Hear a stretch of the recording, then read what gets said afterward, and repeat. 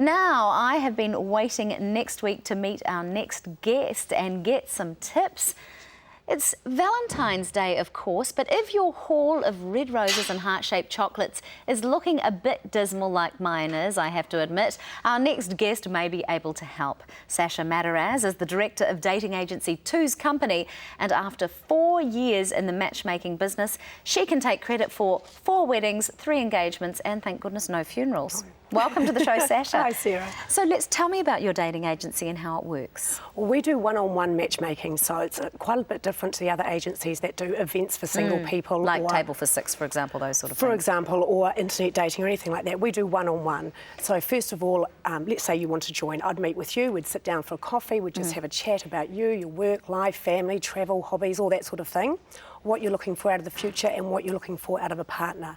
So you pretty much tell me what sort of people you want to be introduced to. Now, at that stage of the conversation, I'll be able to tell you whether or not I have those sorts of people on the box, but also at that stage, you can then walk away and make your own decision in your own time. So there's absolutely no obligation to join. Oh, okay, so you talk to people first. What kind of people are you getting coming to your agency?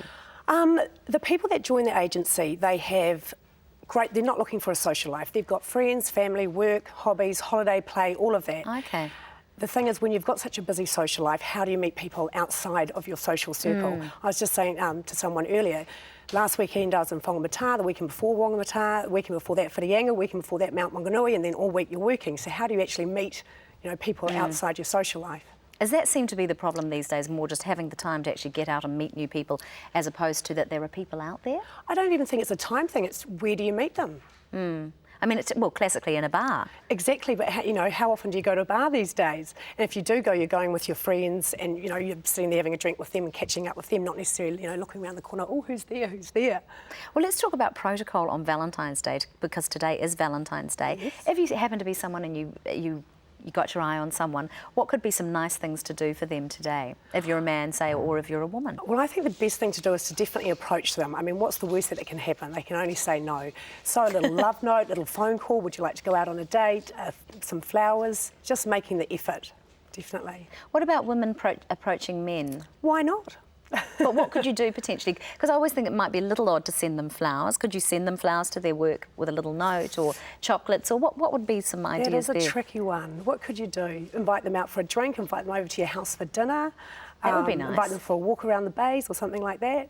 How acceptable is it now for women to ask men out? How has it changed? I actually asked someone, a guy, that very question, and he said, well, it depends on the guy. If the guy's quite arrogant, then he might, just, I don't know, think it's just take it the wrong way, but if he's a nice guy, he might actually really like that and enjoy it. If that's the case and you invite a guy out, take him for a drink or take him for dinner, I presume you're then expected to pay for it as the woman. Again, another tricky one. I myself, if I went out, I would want to offer to pay for half the meal or something like that, but then there's other people out there that would expect the person who invited them out to pay for it. So it's each to their own, I think. I don't think there really is a protocol.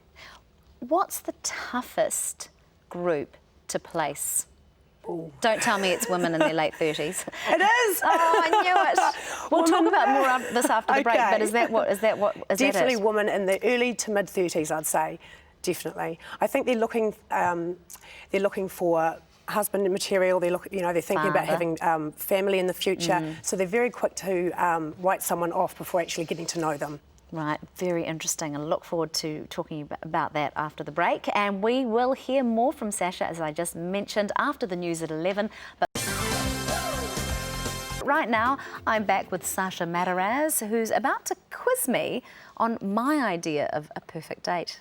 Absolutely. So you've got some... I'm quite nervous. But really, we're going to talk a little bit about what my opinion, I guess, is of the scene, and we'll chat back and forth. So go ahead.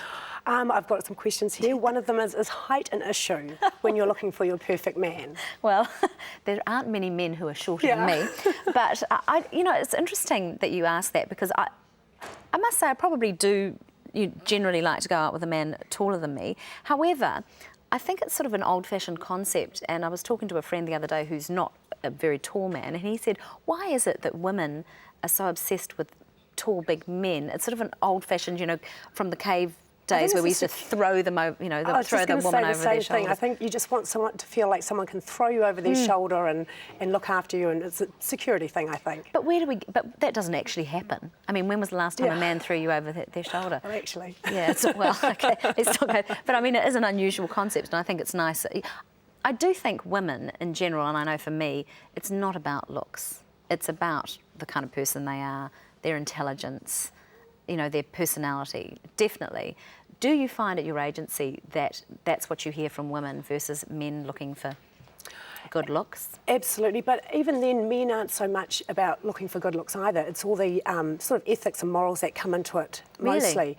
But we were saying before, you know, you were saying that yes, you know, looks are important, chemistry is important, but I think that chemistry can happen over a period of time. It's not necessarily something that's going to happen at first sight. And you were talking about how intelligence and trust is very important. That can come out and become apparent over 2, 3, 4 dates as you learn a little bit more about them and see how they work and interact with others and that sort of thing. Is that what you tell your clients? Definitely. It's one of my biggest rules is I encourage people to have at least 2 or 3 dates or as many as possible with each person I introduce them to. And it's quite interesting because I was looking back over all the people that I've in relationships now, I would say at least 90% of them I had to really encourage to have a second date. Isn't it interesting? Because they get back to me, I do follow-up phone calls after the first date and they'll say, oh, it was all good, you know, I just don't know if I see anything happening in the future. And it's like, wow, really? He was a complete stranger. Just go and have another date and just enjoy yourself, take the pressure off. You don't have to make a decision straight away, just, yeah, get to know the person. Now, we were talking about this before the break, that you said the hardest people to place are the early to mid-30s women. And I thought it was that there weren't any men out there, but in fact that's not the case, is it? Yeah, I don't think it's so much that they're hard to place, because I can introduce them to people, and as long as they think I am on the right track with who I'm introducing them to, then we just keep on going until they meet the one.